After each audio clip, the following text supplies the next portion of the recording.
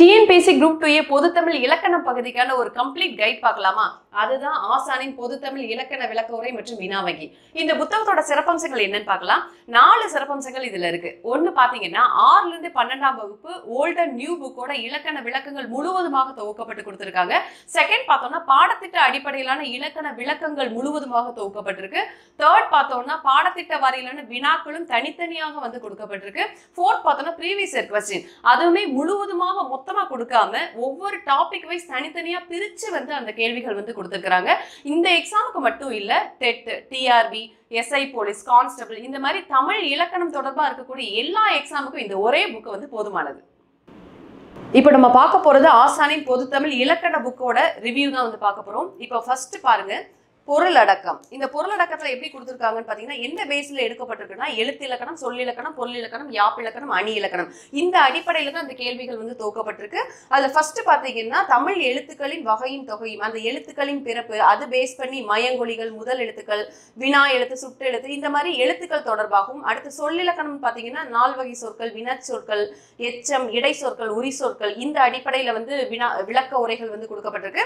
அடுத்து பார்த்தோம்னா யாப்பிலக்கணம். யாப்பிலக்கணம் அப்படின்னு பார்க்கும்போது பாவகை, அழகிடுதல், பாய் ஏற்ற பழகலாம், ஆசிரியப்பா.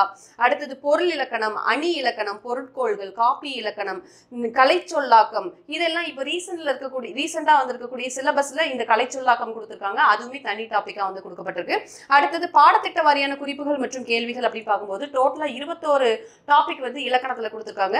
ஒவ்வொரு டாபிக் கீழையும் இப்ப நூலாசிரியர்கள், இலக்கண நூல்களும் ஆசிரியர்களும், அதுக்கப்புறம் நிகண்டுகள், அதன் ஆசிரியர்கள் இந்த மாதிரி ஒவ்வொரு நூல்களும் தனித்தனியா கொடுத்திருக்காங்க. அடுத்து 2வது டாபிக் தொடரும் தொடர்பும் அறிதல். இதுல இத்தொடரால் குறிக்கப்படும் சான்றோர், அடைமொழியால் குறிக்கப்படும் நூல்கள் இது எல்லாமே தனித்தனியா வந்து கொடுக்கப்பட்டிருக்கு. அடுத்து பிரித்தெழுதுக, எதிர்ச்சொல் இதே மாதிரி ஒவ்வொரு டாபிக் வைஸ் வந்து இலக்கண விளக்கங்கள் அது முடிஞ்ச உடனே அதோட வினாக்களும் வந்து கொடுக்கப்பட்டிருக்கு. அடுத்து கடைசி பாத்தீங்கன்னா முந்தைய ஆண்டு தேர்வு வினாக்கள். இதுலயும் வந்து இப்போ ரீசெண்டா நடந்த எக்ஸாம்ஸ் வரை இருக்கக்கூடிய எல்லா இலக்கண வினாக்களும் அந்த டாபிக் வைஸ் வந்து தனித்தனியா பிரிச்சிருக்காங்க. இதோட உள்ள எப்படின்னு பார்க்கலாம். ஃபர்ஸ்ட் பேஜ்ல தமிழ் எழுத்துக்களும் வகையும் தொகையும் இதுதான் வந்து நம்மளோட ஃபர்ஸ்ட் பேஜ். இதோட தமிழ் இலக்கணம் என்னென்ன இலக்கணம் அப்படிங்கிறத பத்தி கொடுத்திருக்காங்க. அதுக்கப்புறம் அதோட டெஃபினிஷன்ஸ் ஒவ்வொரு டெஃபினிஷனும் வந்து தனித்தனியா கொடுக்கப்பட்டிருக்கும். அடுத்து பாத்தீங்கன்னா செகண்ட் எழுத்துக்களின் பிறப்பு, எந்த இடத்தில் எழுத்துக்கள் வந்து பிறக்கிறது இது எல்லாமே வந்து ஓல்ட் அண்ட் நியூ புக் வந்து கம்பைல் பண்ணி கொடுக்கப்பட்டிருக்கு. இதே மாதிரி அடுத்து பாத்தீங்கன்னா முதல் எழுத்தும் சார்பு எழுத்தும் இந்த மாதிரி ஒவ்வொரு டாபிக் கீழையுமே வந்து தேவையான விளக்கங்கள் ஒண்ணுமே வந்து விடாம எல்லாமே வந்து முழுவதுமாக வந்து துவக்கப்பட்டிருக்கு. கிட்டத்தட்ட டோட்டல் பேஜஸ் அப்படின்னு பாத்தீங்கன்னா 595 பேஜஸ் வந்து டோட்டலா வந்து கொடுக்கப்பட்டிருக்கு. இது எல்லாமே இருக்கக்கூடிய மொத்தமா கம்பைல் பண்ணி இந்த இலக்கண புக் வந்து துவக்கப்பட்டிருக்கு. தேங்க்யூ.